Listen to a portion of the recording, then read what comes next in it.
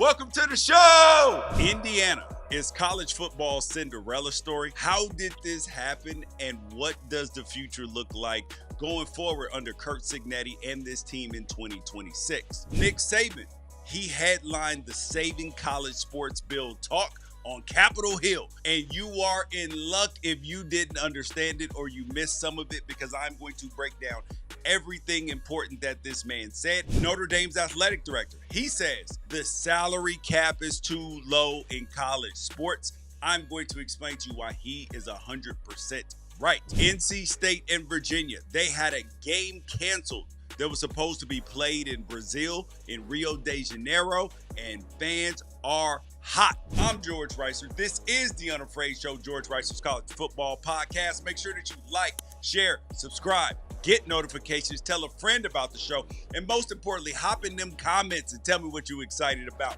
Let's get to it.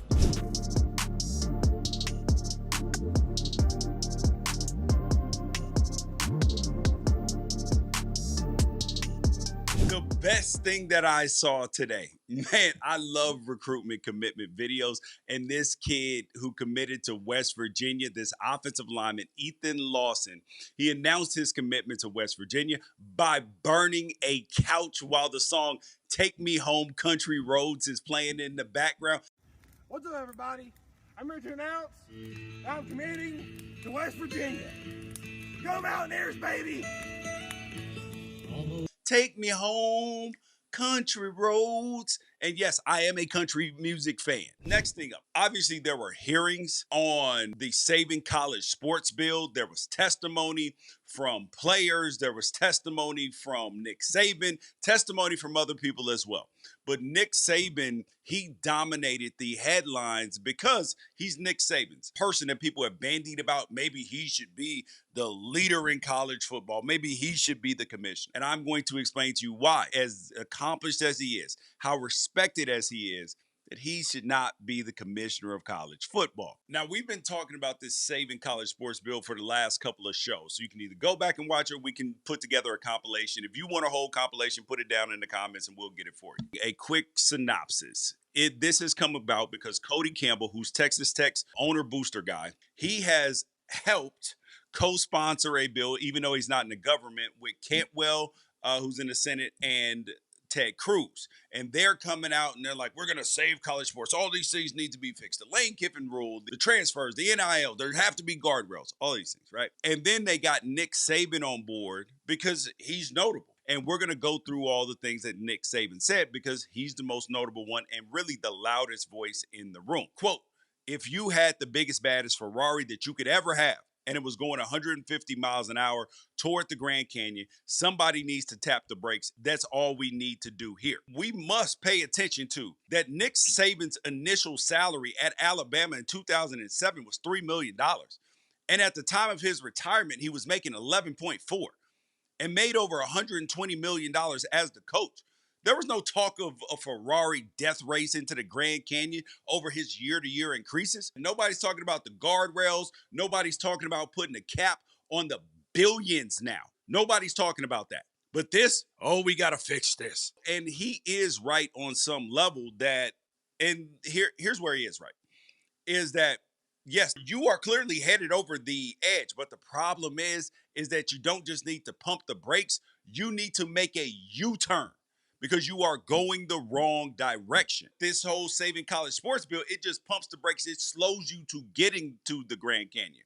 And the Grand Canyon is a place where college football splinters, college sports, the women's sports, Olympic sports, actually get splintered. Just listen to what Nick Saban said about NIL budgets going forward and how it was when he was coaching versus now. Let me give you the history. My first year we had collective at Alabama, $2.7 million. Next year, $7 million. Next year, $10 million. I retired. Next year, $17 million. Next year, $24 million. Now you have schools that have close to $40 million rosters. So if we continue to do that, we're going to lose Olympic sports. We're going to lose non-revenue sports. We're going to lose scholarships. And basically what's going to happen is you're going to have football and basketball succeed, and we'll have club sports for everything else. Here's the point that I find interesting, is that Nick Saban and other people are saying, oh, these $40 million rosters. Okay, let's break it down. What difference does it make whether it's a $2 million budget or a $40 million budget? If you're paying your coach $1 million or if you're paying him Lane Kiffin money in $13 million, it doesn't. It all matters how that fits into the budget itself. So some people are getting upset at these big number, $40 million roster, $50 million roster. If everybody has a competitive roster and can afford to pay the same amount, then there is no issue. It's just like in the NBA. You have guys making $60 million. But is that a problem? Absolutely not. It's not, because the business model supports it. Here is the problem with college sports. The business model does not support competition. That's the issue. Is that if you have a $40 million roster playing against a $12 million roster, that doesn't feel fair. Unless you're Indiana, which was able to have, a 18 to 20 some million, $18 to $20 million roster and beat big time rosters and big time 5-star players to win a national championship, which goes down to coaching, culture, and all of those things. But when I say that the budget, that it has to match what's going on. So college sports, it is not operating like a big time franchise. You have these conferences, Big 10, SEC, Big 12, even down to the Mountain West, the American. They are operating in what is best for them, not what's best for college sports, not what's best for college football. Competition is not at the forefront of everything. They're pointing at NIL like NIL is this runaway train. And yes, it is on some level. But think about this. Conference realignment, it wasn't about the fans. It was about money. It was about the schools and the conferences making more money and more power. So who started this? Coaches. And remember, coaches are talking about all these players suing the NCAA over money. The coaches sued the NCAA over their earnings being capped, and they won. So all of this is hypocrisy. They want guardrails for the players because there's this nostalgia about what college sports used to be. The scholarship used to be valued way more than what the players and the teams were actually able to bring in terms of revenue. But once the TV viewership has gone skyrocketing and the money has skyrocketed, the value of what they're bringing into the university far outpaces just the scholarship, which is why they're willing to pay what feels like insane amounts of money. It's like when you say, oh, there's an NBA player, he should never make $60 million. If the owner is willing to pay him, and these are shrewd billionaire businessmen, willing to pay him $60 million, then you know that there's a reason why, because it makes good financial sense for him. And that's the same thing with these schools. That's why they're paying $40 million rosters, because they feel like it makes good financial sense for them. Now, I've been a big proponent of there being a salary cap for competition purposes in terms of pay for play. But then NIL should be unlimited. But that the salary cap for rosters to keep things competitive in college sports, the way Rutgers has the same budget in their pay for play money as Alabama does. Because Rutgers, if they get the right coach, the right recruits, the right funding, and land on all the build the right culture, that they have a chance to not only win a conference championship, but go to the college football playoff and have a chance to win a national championship. I'm a firm believer in that, and that goes through collective bargaining, which is the U-turn that Nick Saban and the college leaders don't want to do because they like the old system. They want to stay in charge. Now, on to the next thing that Nick Saban talked about. Right now in college football, we have no rules. We have state laws. We have different in every state. We have litigation. The NCAA cannot enforce their own rules because every time they try to enforce the rule, there's a lawsuit. So, an example would be Ole Miss's quarterback. They say he can't play next year. He's playing next year because of litigation. So, but this is just the way it is. It's become an arm race. Who spends the most has got the best chance to win. But I think it's a race to the bottom because if you don't spend to win, you lose your fan base and you don't have any revenue. Now, Nick Saban, he is 100% right about that you do have to spend to win, but it's just like anything else in life. The most expensive thing is not always the best thing. Sometimes it's just the most expensive thing. And you have to find value. And that's what Indiana did last year. They found value. Yes, they spent a lot of NIL money, but they had great coaching, they had great culture, they had everything that you need to win a national championship. So on one hand, he's a little bit right, but it's the same thing with coaches. Fans believe if we spend the most on our coach, then we get the best one. That's why LSU, instead of going to go find an assistant coach that turns into Nick Saban or Dan Lanning, they were like, let's go steal somebody's head coach and pay him way too much. It is rules for thee, but not for me. So Nick Saban also talked about why he supports the bill. And he said Congress does not need to micromanage college athletics, but Congress does need to fix the mess in courts and create a national framework so the people inside of college sports can enforce fair rules.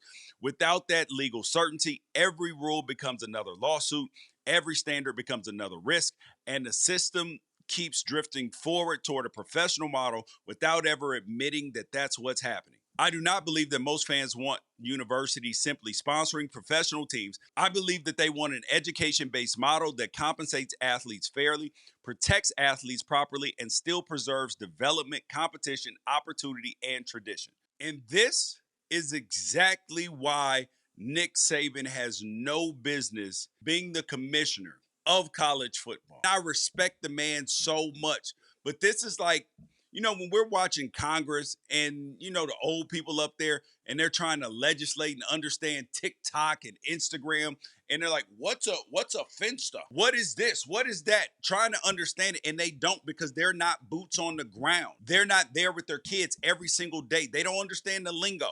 They don't understand what's fully going on because they don't use it. And they still have nostalgia for the good old days. And the good old days ain't coming back. The answer is not to keep the old system in place and make it some tweaks. It's like trying to turn a 1957 pickup into a Tesla Cybertruck by just changing the motor and adding a bunch of wires.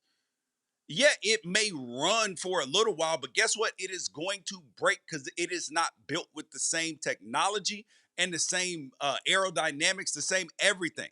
It's not going to work. This era is like 5 years old. NIL, transfer portal, and all of that.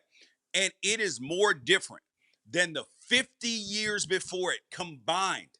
The only solution is to blow it up.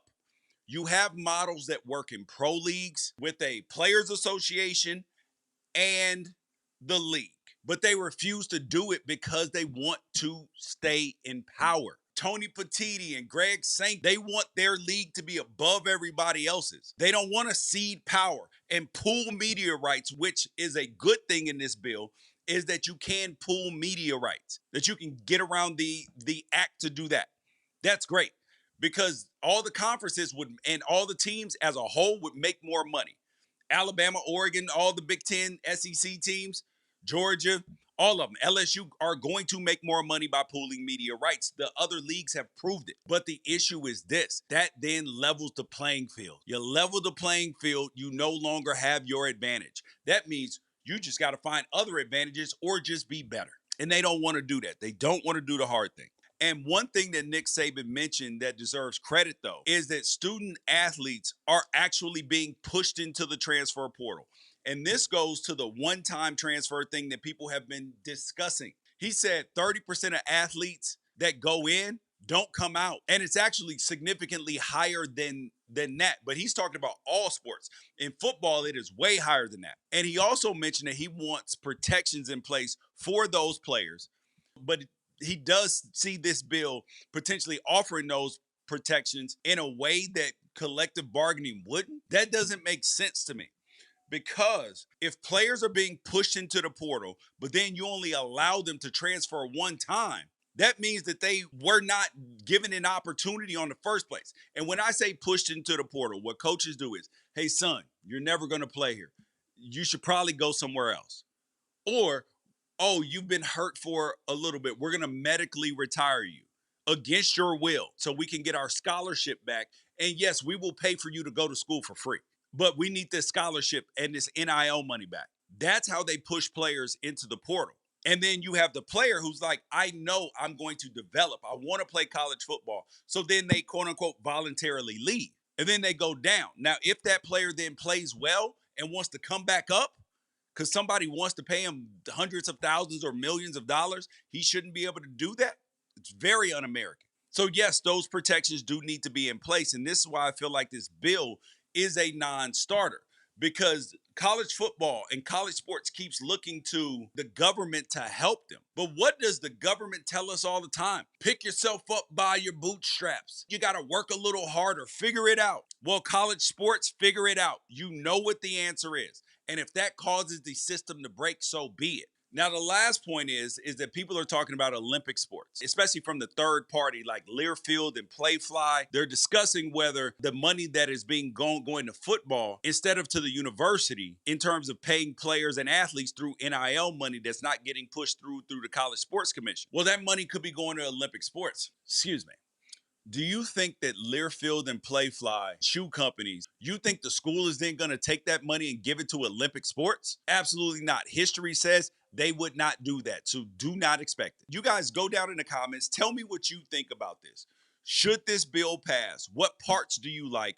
What parts are terrible? Let's continue to talk about this in this conversation. Next topic up. Notre Dame's athletic director, Pete Bevqua. He said that the salary cap is too low in college sports. And the salary cap right now, you're looking at $20.5 million for all the sports. And he said, quote, "We need a realistic cap. We need to clear that up.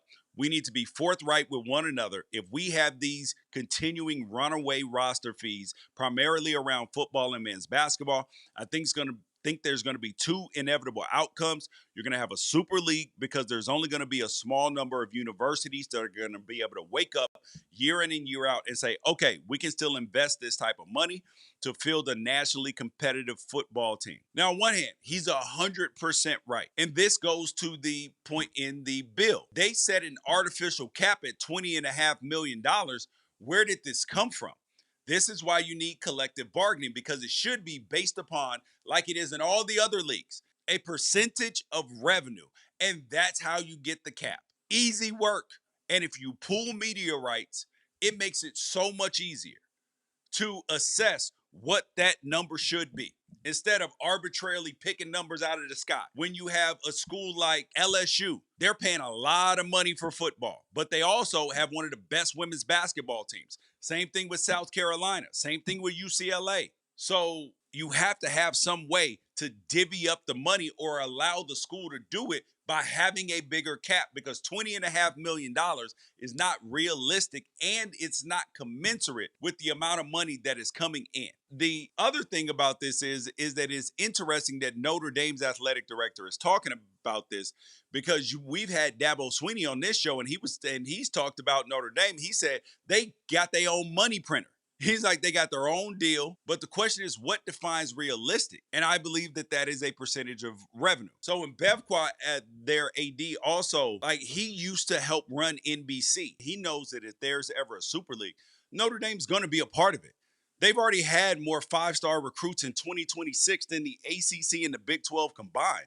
So he knows that Notre Dame will be fine no matter what happens. And that this could actually be evidence that he's actually speaking on behalf of what's best in the interest of the common fan. I would set this cap based upon a percentage of revenue. And I do not believe that this is a scheme for the super leagues. I just think that they're trying to bandy about every option that doesn't include blowing up the current system, which is the only answer. Next thing up, this is a very cool story. So there is a player named Jordan Adams who is going to play at SMU. He is 26 years old. He has never, ever, ever played college football before. He's now a freshman at SMU, but he did just have an 8-year pro career as a baseball player. You might be like, what? So Jordan Adams was 247's number 14 overall player in the class of 2018. And that class included Trevor Lawrence, Jamar Chase, Amon-Ra St. Brown, like guys who are already in the league and established already. And he originally signed with North Carolina and intended to play football and baseball, but then plans changed when the Angels picked him the number 17 overall pick in the 2018 MLB draft. And they signed him away from all the colleges, and he signed a deal worth, over $3 million, might have made like 4.3 throughout his whole career. He only played from 2018 to now 38 major league games, 13 hits, 6 runs scored, 1 home run, 5 RBIs.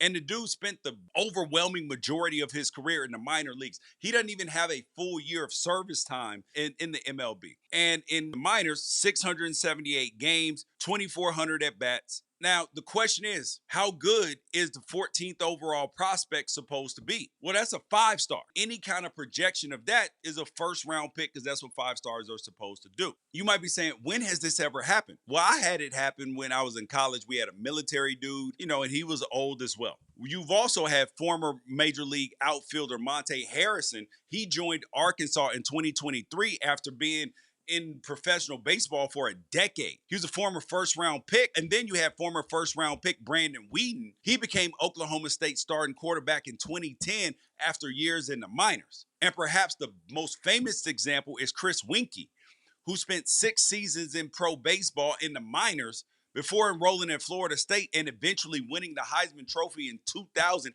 at age 28. The question is, how will being out of football for over 8 years impact him? Will the physical maturity be enough to make up for the time gap?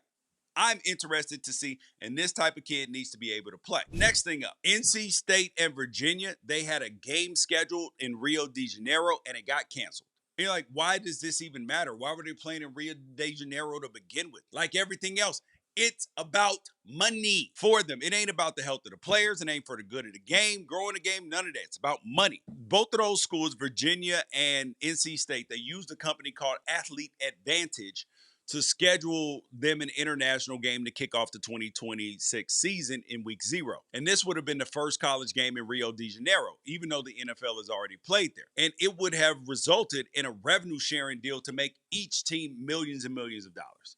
And as of 6 days ago, they were still posting on Instagram that the game was a go, prompting people in Brazil to buy tickets in their Portuguese language official Instagram account. And what a lot of people don't realize is just how much gets outsourced when it comes to these neutral site games.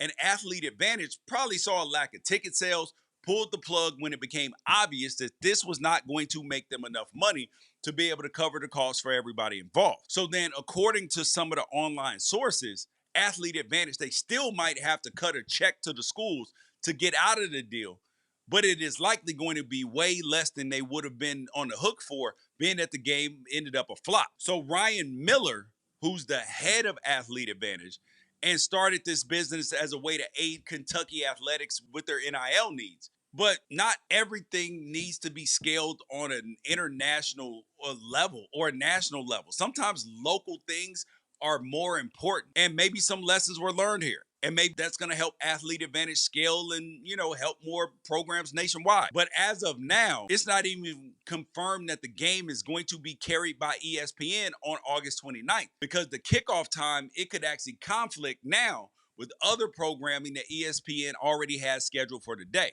And what actually sucks is that most people who arrange their travel outside of the official ticket package being offered by Athlete Advantage, they're going to be out of the plane tickets, hotels, and everything that they paid for on their own. This is just going to be a vacation now, or they're going to be out of their money. So that actually sucks. I mean, I don't believe that these international games should be played at this point in time, because you've already had ASU, Kansas, and London on week 3. That's at least something that ASU's London campus could promote, but they ain't going to the game. That's a 10 p.m. a.m. kickoff. We've had teams play in Australia. We've had teams play in Ireland as well. What good does this do? Last thing, I want to give some props to Zachariah Branch. Zachariah Branch. So Georgia players are notably talked about for arrests, particularly for speeding.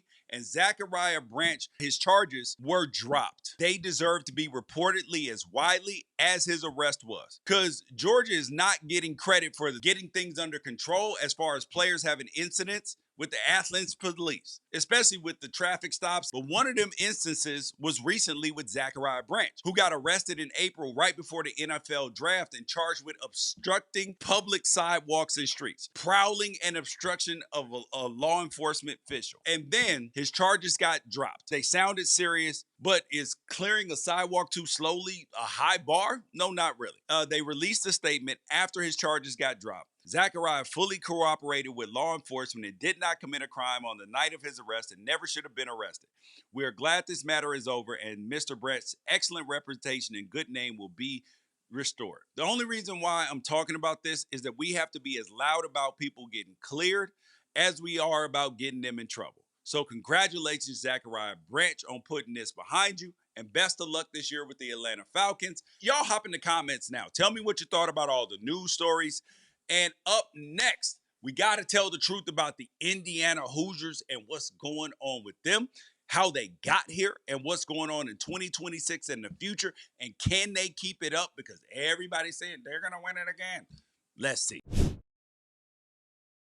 We have to talk about Indiana Hoosiers football. Imagine that sentence being said out loud just 3 years ago. People would have turned off the video. They'd have been like, what the hell is there to talk about? This ain't Indiana basketball, not Bob Knight, not Assembly Hall. Indiana fans, they just kicked down the door. They didn't let us folks in the media have any time to adjust. Them and their 5 billion alumni get on our asses anytime we try to temper expectations. They're acting like new money. And you know new money. New money buys the loud car before it buys the house. That is Indiana football right now. And you know what? They earned it.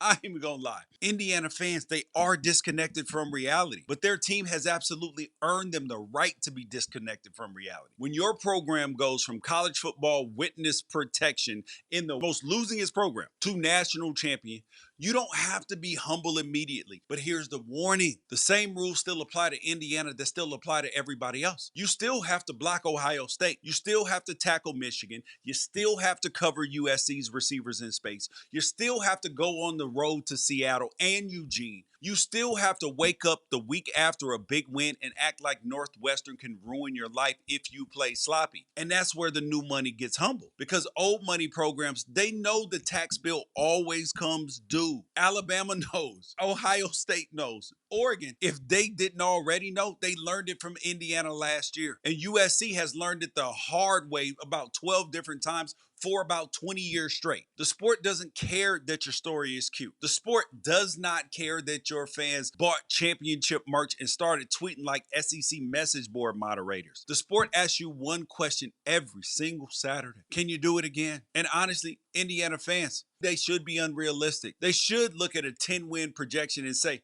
that's it. Well, especially with that raggedy non-conference. That's a whole nother story. Because for once, Indiana football, it gave them permission. Kurt Cignetti dragged that fan base out of the basement and handed them a national championship and then told them to stop apologizing for wanting more.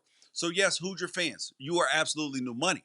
But buddy, the check cleared. And now we find out whether they can build wealth or whether they just bought the whole bar one round and forgot that the mortgage is due. Kurt Cignetti, he did not walk into Bloomington asking people to believe in fairy tales. He walked in asking people to believe that you could stick to a recipe, you can cook, and now Indiana's cooking. At his introductory press conference, Kurt Cignetti said, Purdue sucks, so does Michigan and Ohio State. And then he dropped the line that became prophecy. I win. Google me. And that sounded arrogant when it was said. Now it sounds like a man reading his resume out loud. In 15 seasons as a head coach, Kurt Cignetti has never had a losing record, not even one single solitary time. And he explained it perfectly. If you want to be good in anything at life, you got to have a goal, and then you got to be committed to it. And then you have the discipline to stay in it day in and day out and work towards your goal. You need the work ethic and the mental toughness to persevere. And that, in a nutshell, is the foundation of Indiana's rise. It ain't the portal, it ain't NIL, and it ain't a quarterback, because it's discipline in the portal, discipline in NIL, discipline when you're looking for your next quarterback. And Cignetti's version of discipline is not don't jump off sides. It's deeper than that. In coaching, you get what you demand. And if you're not coaching it, you're allowing it to happen. That's what Coach Cignetti says. And you notice we're not talking about Indiana's history, because outside of this last season or the last two, there's nothing really to talk about outside of, Nolan Harrison and Antoine Randall L. and George Taliaferro, or Michael Penix leaving and going to Washington when you see old highlights of him. That's pretty much it. Because for years, Indiana football had a ceiling because the expectations were the ceiling. And the whole fan base, they wanted competitive. The administration, they wanted respectable. Like the national media wanted a cute underdog story,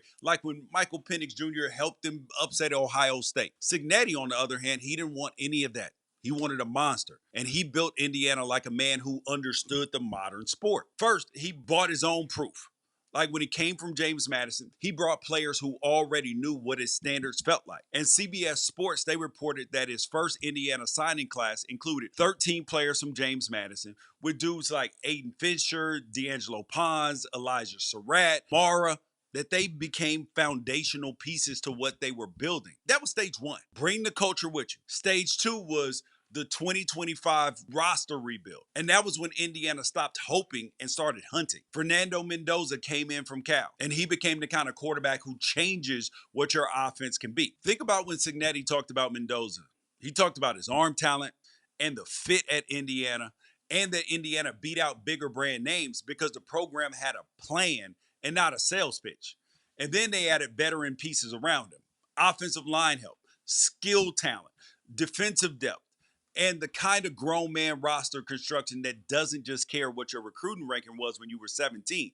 It only cares whether you can help them win right now on Saturdays, and are you developed? Because this is where the transfer portal conversation, where it really honestly needs to mature. Because people keep saying that the portal is ruining college football. No, not at all. The portal is exposing which coaches actually know what they're looking at. Because Cignetti last season, dude had a list. He had a demand. He had discipline. And Indiana won the national championship. Now, here's where things get really interesting for the Indiana Hoosiers. Because a lot of programs, they reach the mountaintop and then they immediately start acting like they found a golden ticket. After winning the national championship, Cignetti, he didn't even sound shocked. He actually said that college football now requires a team, quote, ready to compete for championships every single year. Now, Cignetti, he don't speak in Cinderella languages. He talks like an emperor. And Indiana's 2026 roster build saw plenty of talent. You had Josh Hoover transfer in from TCU, Nick Marsh from Michigan State, Joe Broner from Wisconsin, Toby Osunsanmi from Kansas State. 247 Sports reported that Marsh, Bruner, Toby, that they all finished inside of the top 100 of transfer rankings. Now look at Josh Hoover specifically. He's the biggest name because replacing a championship quarterback is never easy. And he doesn't need to be Fernando Mendoza because that's the actual trap. He needs to be the best version of Josh Hoover inside of Cignetti's offense. And he needs to learn not to get shook up on the road because that's where he's been shaky and often below average. People want to compare him to Fernando Mendoza, but Fernando Mendoza's interception percentage at Cal was the exact same as it was at Indiana versus Josh Hoover, even though he was playing in an air raid offense. His interception percentage was like 3 times as high. So that's something that absolutely has to change. Then you got Nick Marsh. He has to become a difference maker on the outside, not in a couple games, but immediately. Then you look at Joe Bruner. Like he has to help the offensive line stay physical enough to survive Ohio State, Michigan, USC, and Washington. Then you got Toby Osunsanmi, who gives them an edge pressure in the Big Ten. This ain't a 7-on-7 league. Then they bring in Turbo Richardson, Preston Zachman, Joshua Burnham, and the rest of the portal class just to prove that Indiana just did not buy names. They bought what they believe are fits. Because Cignetti's discipline, quotes, discipline on the field is getting 11 guys to do their job. Because when you got 11 guys that do their job consistently, play in and play out, it's not addition, it's multiplication. And if we're being honest, that's football gospel. But that's the biggest question about Indiana in 2026. When Cignetti brought those guys over his first year at Indiana, they developed for 2 years, and then they were able to win a national championship after adding Mendoza. So is this another 2-year thing, or can they win the championship in 2026? That's the question. Championships are multiplication. 11 guys doing their job. And that's why Indiana's defense became such a problem. And that's why defensive coordinator Bryant Haynes had every right to get spicy after the Alabama game. Because after Indiana took Alabama behind the woodshed, 38-3 in the Rose Bowl, Alabama quarterback Ty Simpson said that Indiana's defense, it wasn't overly complicated and that Alabama knew what was coming, but Indiana was always in the right place. Haynes then responded on social media by claiming, "Oh, that's adorable," and then told Alabama fans to grow up after they got mad. I actually think that Simpson was giving Indiana a compliment and not trying to diss them. But I also understand why Haynes took it as disrespect. Because when you watch Indiana on defense, yes, they do simulated blitzes and everything, but they run very basic stuff. But they run it to perfection last year. Indiana has to prove that discipline travels into 2026. And what better way to jumpstart than manufacturing some bulletin board material so your players don't just start assuming success produces itself? Because Fox Sports, they listed Indiana as the top contenders to win in 2026 in terms of the Big Ten, with the odds right behind Ohio State and in the same conversation as Oregon. Covers listed Indiana with a regular season win total of 10.5. But part of that is because preseason schedule, which I have to say, when Kurt Cignetti changed the schedule and he was like, we're going to the SEC model, I wasn't mad at it. And mind you, I shamed him for that point in time because he knows Indiana was going to be so good and what he was building. Us college football fans, we deserve more games, so I am not going to let him off the hook. Indiana's regular season win total of 10.5. That's tied with Miami, Oregon, Texas Tech. Indiana football has reached a point where 10 wins actually might feel disappointing. And yes, Indiana's scheduled like a program betting itself to hit the over, because this 2026 schedule starts with North Texas, Howard, and Western Kentucky, all at home. Then Northwestern comes to Bloomington before the Hoosiers get into the heavy Big Ten stretch. But Indiana's official schedule, it includes Ohio State at home, Michigan on the road, USC at home, Washington on the road, and Purdue at home. I absolutely hate this with the power of 1,000 suns. I do, this non-conference schedule. But at least Kurt Cignetti admits that it's part of his strategy. Indiana trains like a prize fighter, fighting against some unqualified sparring partners before you turn those habits loose on the conference opponents. And it is true that you do not get extra credit for making your life harder when the Big Ten already put Ohio State, Michigan, USC, and Washington on your plate. But the fans deserve it. And right now, the target, it is on Indiana. Ohio State ain't coming to Bloomington for a celebration tour. Michigan, they ain't letting Indiana walk into Ann Arbor and act like that the Big Ten belongs to Bloomington now. USC, they bring in big time athletes. They might not bring no defense, but they bring in that. Purdue, they would absolutely throw a parade for ruining Indiana's season, even if they finish 3-9. Kurt Cignetti said it himself. The challenge is not to only play in its entirety. It's to play all the plays, and it's not being affected by the success or being affected by the failure. Never be satisfied. And that's the 2026 Indiana season, right? Can they be unaffected by success? Can they win while everybody has spent 8 months telling them how special that they are? Can Josh Hoover, can he lead without trying to be Fernando Mendoza? Can Nick Marsh become wide receiver 1?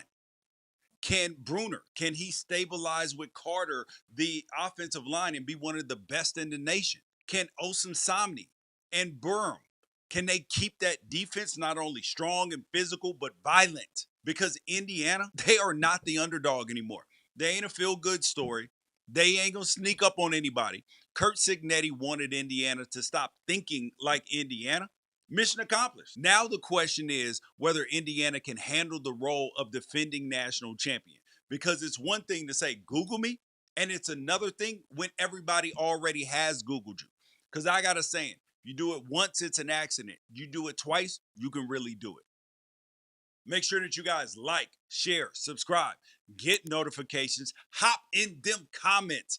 Am I right about Indiana? And go check out the other videos about Notre Dame, about Clemson, about Texas, and all the other schools that we've done and the college football news. I'm George Wrighster. Peace out. Catch you guys later. It is top 5 time, and I can't wait to see what y'all say in the comments. These are the top 5 things college athletes waste their NIL money on.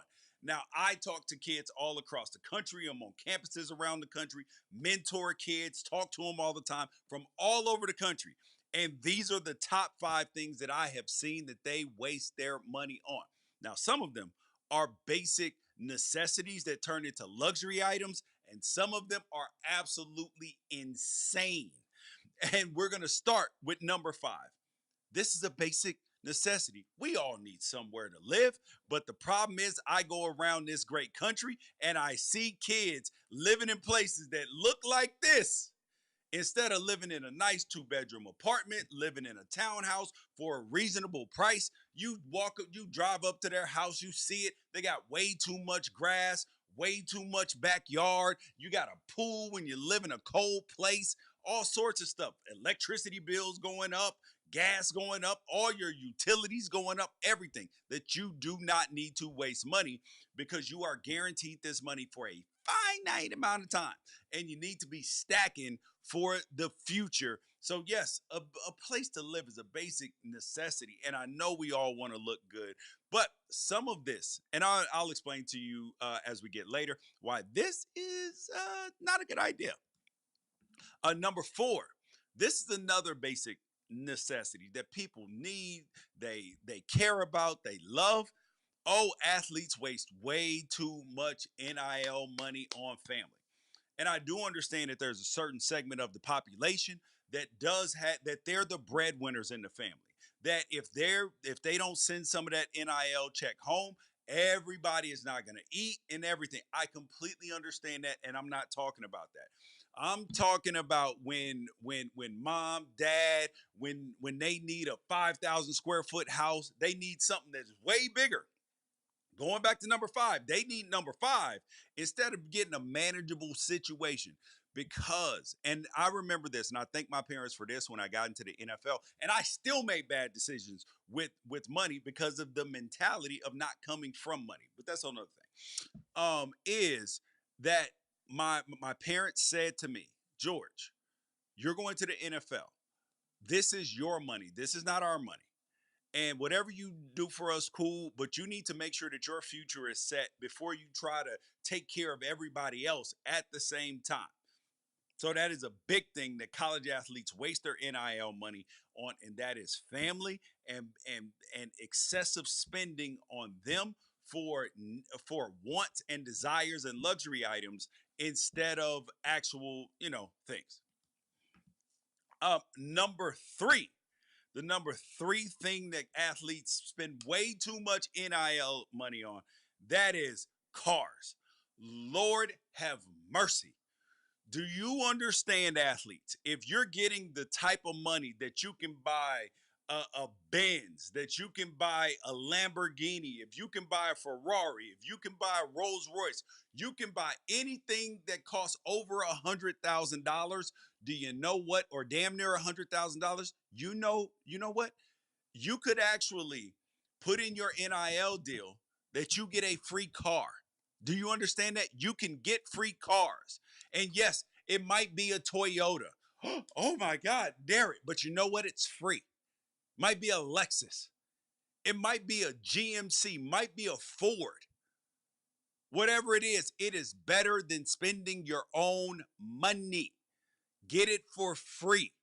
I understand we all want to ball out and all of this stuff. Quick story. There's a guy who I'm friends with. When I first got into the media, I was doing games for ESPN, flying all over the country, doing analyst work. And this dude was flying around the country, worked for ESPN too. And he said to me, because I was renting a car, and I upgraded my car. I turned it because they would pay for like a full size car. Oh, but nah, your boy needed a luxury car. And this dude made way more money than me at the time and made way more money than me in the NFL. He was like, George, why are you renting a car? I'm sorry, why are you paying extra to upgrade your car? I was like, bro, because I want to drive around in something nice. He was like, you just going to work. Who are you trying to impress? And then he was like, if you're trying to impress the girls, they already know who you are. They already know you got money. They already know. So who are you trying to impress? And I was like, damn. He was like, you just wasting money for no reason. But go ahead. Do what you do. That hit me like a ton of bricks. I was like, you brickhead. You moron. Then I stopped doing it. All right, the number 2 thing that athletes waste their NIL money on. And I understand that you want to look nice. I'm not mad at getting a little bit of something, but when we see athletes running around looking like this, guess what?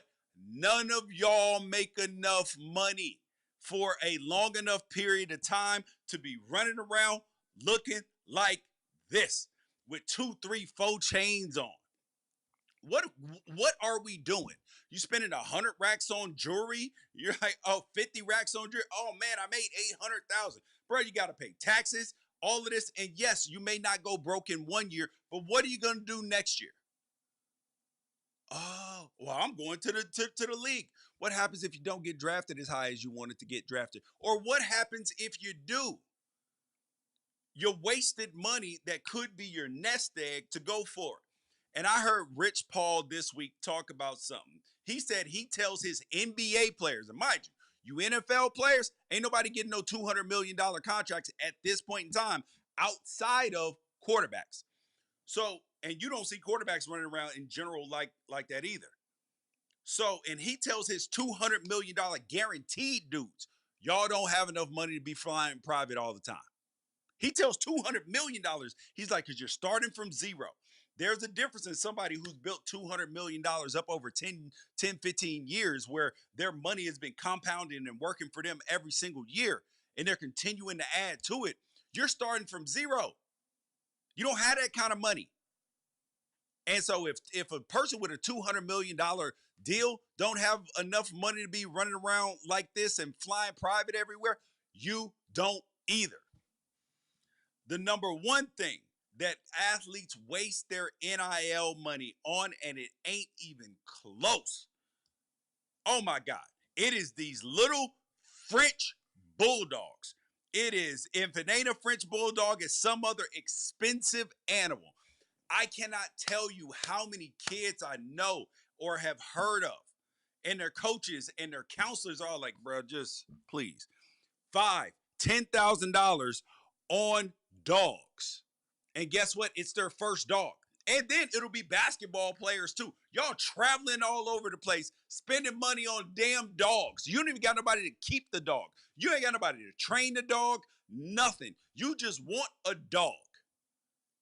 Wait until you get stable a little bit to get a dog. You trying to run around the country, traveling all this stuff. You ain't even got nobody to take care of your dog. I got a friend, swear to God. I got a friend. His dog spends more time with other people than he spends with his dog. Loves his dog. I'm not even mad at him. I believe this man loves his dog. He takes care of his dog, takes excellent care of the dog when the dog's with him. But since in the 5 years, 6 years I've known this dude, the dog has spent more time with other people than the dog has spent with him. Horrible idea. But he also didn't spend $5,000 or $10,000 on the dog either. And he's a gainfully employed adult. So that is totally different. If you're an NBA player and you want to buy a Frenchie, cool. Because you can get somebody to take care of it and everything else. You might have a girlfriend, a wife, whatever at home to take care of it. But these are the top 5 things that athletes waste their NIL money on. Can we please stop doing it, people? Can we please stop doing it? And to be honest, this is generational stuff, right? Because I didn't grow up with money. So when I got to it, I made horrible decisions because I wanted to show off. Because I felt shame when I was young. I couldn't get the Jordans. I couldn't get the nice shoes. I couldn't get the clothes I want. Couldn't get all of this stuff. And I was like, yo, when I get it, I'm going to get it. I'm going to do it big. But now as an adult, I got more money than I did when I was playing in the NFL. And you know what? Yes, I do have a little bit of jewelry, got a nice car, got some things, but you know what? I don't have 3, 4, 5 cars. I don't. I got one ass. And my goal now is to make sure that my kids leave a legacy for my kids. My wife is set. She's adding to it. Everything else. Come on, man. We got to make better decisions going forward. Stop wasting this money.